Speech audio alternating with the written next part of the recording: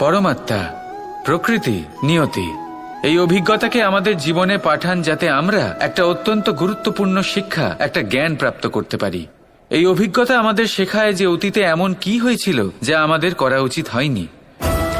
আমাদের শেখায় ভবিষ্যতে এমন কি আছে যা আমাদের করা উচিত আর কি করা উচিত নয়। দেখতে গেলে এই অভিজ্ঞতা আমাদের সেই শিক্ষা দেয় যার জন্য আমরা সুখের দিকে উচিতভাবে অগ্রসর হতে পারি। সেই জন্য জীবনে যখনই দুঃখ আসবে, দুঃখের এই সময় আসবে, তখন হতাশ হবেন না। বোঝার চেষ্টা করুন এই পরিস্থিতি কেন এসেছে, কি শিক্ষা দিতে এসেছে। যদি আপনি সেই জ্ঞান লাভ করেন, সুখের পথে অগ্রসর হন, তাও উচিত রূপে, তাহলে এই অভিজ্ঞতার উদ্দেশ্য পূরণ হয়ে যায়।